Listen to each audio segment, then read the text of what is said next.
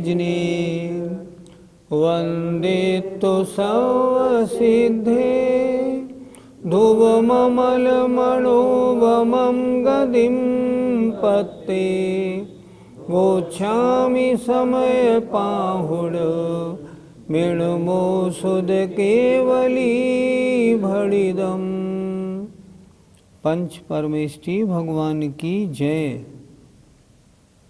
पिछली ज्ञानशाला में ये बताया गया था मिथ्यात्व, अविरति, कषाय और योग ये परिणाम दो प्रकार के हैं, जीव भी और अजीव भी।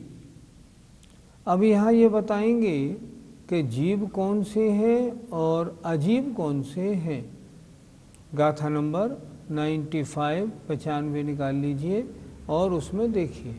पूगलकममिच्छं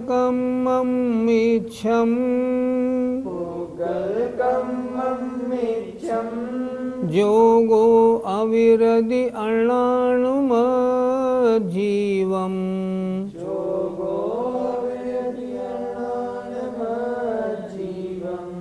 उभोगो अण्णाणम्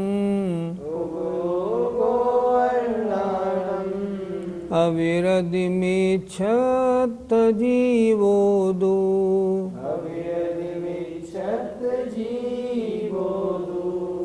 उगलकममिच्छं जोगो अविरधि अण्णानुमज्जीवम् उभोगो अण्णाणम् अविरधिमिच्छत जीवोदो उबलकममिच्छं जोगो अविरधि अण्णानुमज्जीवम् उभोगो अण्णाणम् अविरधिमिच्छत जीवोदो। पुद्गलकम्मं पुद्गल कर्मरूप, मिच्छम मिथ्यात्व, जोगो योग, अविरधि अविरति, अण्णान और अज्ञान, अजीवम अजीव है। अर्थात ये चारों पुद्गल कर्म रूप हैं, वो तो अजीव हैं। और उभोगो जो उपयोग रूप हैं, कौन?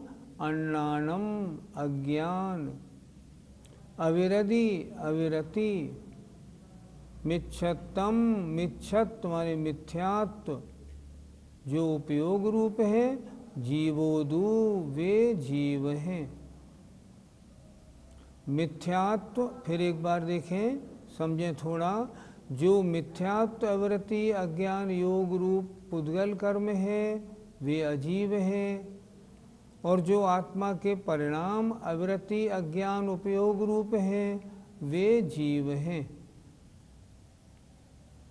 देखते हैं एक बार अच्छी तरह से। पुद्गल कर्म रूप मिथ्यात्व, योग, अविरति, अज्ञान ये तो अजीव हैं, क्योंकि पुद्गल कर्म रूप हैं। और जो उपयोग रूप हैं, अज्ञान, अविरति और मिथ्यात्व वे जीव हैं। उपयोग जीव का परिणमन है और कर्म रूप परिणमन पुद्गल का है। इसलिए जो कर्म रूप हैं वे पुद्गल हैं और जो उपयोग रूप हैं वे जीव हैं। जो मिथ्यात्व, योग, अविरति और अज्ञान अजीव हैं वे पुद्गल कर्म हैं। और जो अज्ञान, अविरति और मिथ्यात्व जीव हैं वे उपयोग रूप हैं। चलिए प्रश्नोत्तर। गाथा नंबर 95 का पद्यानुवाद देखें। मिथ्यात्व से बने रही भव बीच फेरी, अज्ञान और अविरति त्रय योग मेरी। चारों अजीव जड़ पुद्गल शील वाले, और चार जीव उपयोग वाले। कभी भी अगर प्राकृत वाली गाथा समझ में नहीं आए तो नीचे जो पद्यानुवाद है उसको 2 बार आप पढ़ेंगे ना तो गाथा अपने आप स्पष्ट हो जाएगी, क्योंकि आचार्य जी ने ये पद्यानुवाद इतने सरल बनाए हैं और इतने फिट बनाए हैं कि ये गाथा को ज्यों की त्यों कहने वाले हैं। इसलिए कभी भी गाथा समझ में नहीं आए तो नीचे वाले इस पद्यानुवाद को पढ़ लें 1-2 बार, गाथा स्पष्ट हो जाएगी। आइए अब गाथा नंबर 96 देखते हैं। उबोग सुवनाई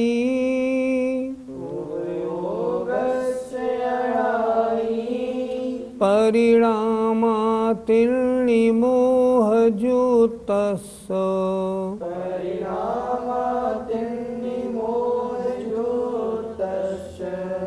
मेच्छतम् अर्णाणम्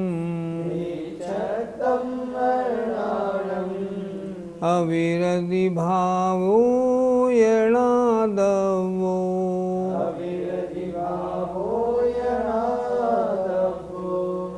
उभोग स्वनाई परिणामातिर्निमोहजुतस्स मेच्छतम् अर्णाणम् अविरति भावो यणादवो। उभोग स्वनाई परिणामातिर्निमोहजुतस्स मेच्छतम् अर्णाणम् अविरत भावो यणादवो। उभोगस उपयोग के, अणाई अनादिकालीन, परिणामा परिणाम हैं, वे तिन्नी 3 प्रकार हैं। मोहजुतस मोह से युक्त जीव के। फिर देखें जरा कहाँ से अर्थ लगाएंगे, नीचे से आए हुए।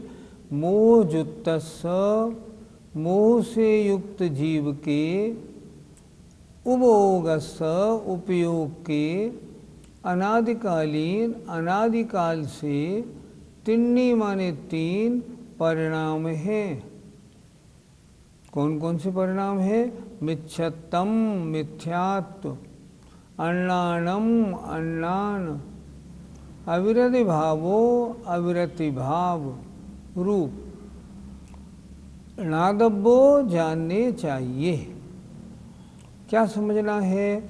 अनादिकाल से जो मोह से युक्त जीव है उसके परिणाम 3 प्रकार के रहते हैं हमेशा, और इसीलिए अनादिकाल से संसार भ्रमण हो रहा है।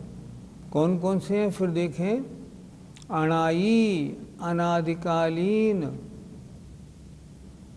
जीव के, मोहजुतस मोह से युक्त जीव के, उभोगस उपयोग के, तिन्नी परिणामा 3 प्रकार परिणाम हैं। वे कौन कौन से हैं? वे मिथ्यात्व, अज्ञान और अवृत्ति भाव, इन तीनों को जानना चाहिए। पंडित जी, इन परिणामों को छोड़ा कैसे जाए? आध्यात्म के बताने वाले शास्त्रों का स्वाध्याय करेंगे, सच्चे देव शास्त्र गुरु का श्रद्धान बनाएंगे,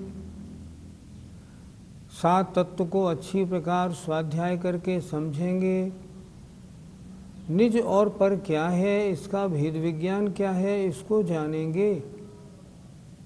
जब आपको मालूम पड़ेगा मैं तो आत्मस्वरूप ही हूँ, तब मैं आत्मा में ही रम के रह जाऊंगा। जब जानूंगा तभी तो ऐसा करूंगा, नहीं तो क्यों करूंगा। मैं जानता हूँ मिथ्यात्व अविरति आदि का करना अनंत संसार का कारण है और इनको छोड़ना मोक्ष का कारण है। तो मैं इनको जानूंगा तो फिर जान के इनको छोड़ूंगा। 7 तत्व 9 पदार्थ देव शास्त्र गुरु का सच्चा श्रद्धान करूंगा, मिथ्यात्व रूपी परिणाम हट जाएगा। व्रतों को धारण करूंगा, मान लो मुनि महाराज बना, महाव्रतों को धारण किया, तब अविरति रूप परिणाम हट जाएगा। अगर मैं अपने आत्मस्वरूप का ठीक परिचय प्राप्त कर लूँगा तो अज्ञान रूप परिणाम हट जाएगा। कषाय करना छोड़ दूंगा, क्षमा आदि भाव रूप परिणमन करूँगा तो क्रोधाद कषाय रूप परिणमन हट जाएगा। इनका परिणमन इनका स्वरूप जानने से होगा। इनसे कैसे हटा जाएगा?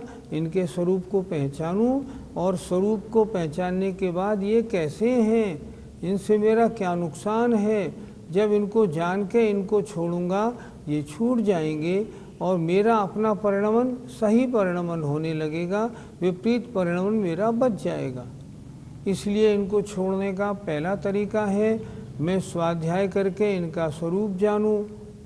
दूसरी बात, जिन मुनि महाराजों ने इनको छोड़ा हुआ है, मिथ्यात्व को, अविरति को, प्रमाद को, बहुत सारी कषायों को भी छोड़ दिया है, मैं उनके साथ रहूं, उनकी संगति करूं। चारित्रवान जीवों की संगति से लाभ क्या होता है? उनको देख देख के चारित्र धारण करने का मन बनता है और चारित्र धारण करते ही अविरति रूप जो भाव है वह भाव समाप्त हो जाता है। अविरति भी अनंत संसार का कारण है। और तीसरी बात, अज्ञान से कैसे हटूं?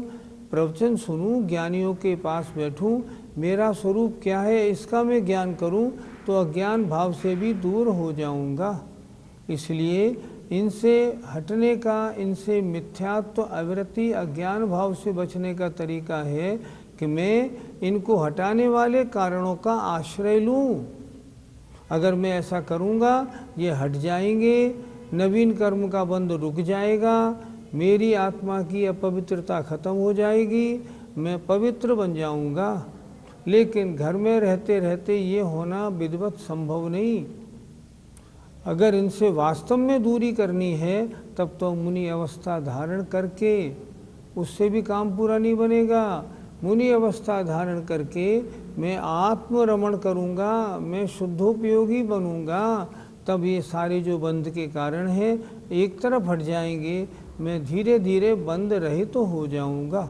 पंडित जी, वर्तमान में चारित्र धारण करने का काल है ही नहीं, फिर वर्तमान में अभी अविरति कैसे हटे? कौन कहता है चारित्र धारण करने का काल नहीं? क्या किसी शास्त्र में लिखा है पंचम काल में चारित्र नहीं होगा, मुनि नहीं होंगे, छठा सातवां गुणस्थान नहीं होगा? कहीं लिखा है ऐसा? नहीं लिखा। तो ये कैसे कह दिया चारित्र धारण करने का काल नहीं है? अरे वर्तमान में हम तो उस काल में जन्मे हैं जहाँ चौथे काल जैसी चर्या वाले आचार्य विद्यासागर जी महाराज इस भरत क्षेत्र नहीं अपने भारतवर्ष में मौजूद हैं। जरा जाके उनकी चर्या तो देखो। मैंने एक पत्रिका में अभी पढ़ा था, पत्रिका में लिखा था, एक पंडित जी ने, मुझे हंसी आ गई पढ़ के, कि वर्तमान काल में कोई सच्चा मुनि है ही नहीं। अरे तुम जैसों को जो अभी शुद्ध भोजन भी नहीं करते, उन्हें सच्चे मुनि है या नहीं, उन्हें कहने का क्या अधिकार है? जाके देखते हो नहीं, मुनियों के पास जाते नहीं, उनके चारित्र को देखते नहीं। जब देखते नहीं तो कहने का अधिकार क्या? जरा चले जाओ और आचार्य विद्यासागर जी महाराज के पास महीने 2 महीने रह के देखो कि उनकी चर्या कैसी है, फिर देखो चारित्र का धारण करने का काल है या नहीं। प्रणम्य सागर जी महाराज हैं, जरा उनकी चर्या देखो। समय सागर जी महाराज हैं, उनकी चर्या देखो, देखो तो सही उनकी चर्या कैसी है। सुधा सागर जी महाराज की देखो, जैन धर्म की कितनी प्रभावना, कैसी चर्या हो रही है, जरा चर्या तो देखो, तब मालूम पड़े चारित्र धारण करने का काल है या नहीं। क्या आपत्ति क्या है? आचार्य विद्यासागर जी महाराज आज 0 टेम्परेचर पे भी बिना चटाई ओढ़े सोते हैं, तो उनके शरीर का सहनन अच्छा होगा? सहनन अच्छा नहीं होगा। जब मन में चारित्र धारण करने की बात बन जाती है ना, तब सब चारित्र धारण हो जाता है। आज अगर हम चारित्र से डरते रहें, काल नहीं है, परिस्थितियां नहीं है, तो हम धारण नहीं कर पाएंगे। और आज धारण करने का मन बनाए, कोई आपत्ति नहीं। अविरति बुरी है तो कम से कम प्रतिमाएं तो धारण कर लें। प्रतिमा धारण करने में वर्तमान में कोई आपत्ति नहीं। इसलिए समय सार सुनना अलग बात है, समय सार मैं बनना अलग बात है। आप समय सार सुन तो रहे हैं आत्मा आत्मा आत्मा, तो शुद्ध आत्मा की बात सुन रहे हैं, तो अपने आत्मा की अशुद्धि को थोड़ा थोड़ा हटाने पे तो विचार करेंगे अपन। अगर नहीं करेंगे तो समय सार सुनना बेकार हो जाएगा। आचार्य विद्यासागर जी महाराज कहते हैं समय सार सुनना अलग बात है, समय सारी बनना अलग बात है। हम और आपको समय सारी बनना है। अपनी आत्मा को शुद्ध करने के लिए हमें प्रयत्न में लगना है। क्या करें? राग द्वेष परिणामों को कम करें, धीरे धीरे व्रतों की ओर बढ़ें। और अगर सब कुछ सहयोग, कर्म का भी शरीर का भी सब अनुकूलता मिल जाए तो पुरुष हो तो मुनि और स्त्री हो तो आर्यिका बनकर ही जीवन समाप्त करें। इस बात का तो नियम लेके बैठ जाएं कि इस जन्म में वृत्ति बन के मरना है और समाधि मरण करना ही है। गाथा 96 का पद्यानुवाद। मोहाभिभूत उपयोग वरे अनादि, निम्नोक्त तीन परिणाम करे प्रमादी। अज्ञान अविरति अरूप मिथ्या, पाया अतेन अबलो सुख सत्य नित्या। नित्य माने हमेशा रहने वाला। इसीलिए हमेशा रहने वाला जो सच्चा सुख है हमको अभी तक नहीं मिला, क्योंकि हम अज्ञान अविरति और मिथ्यात्व रूप परिणाम करते रहे। अब इनको छोड़ना है। जय जिनेन्द्र।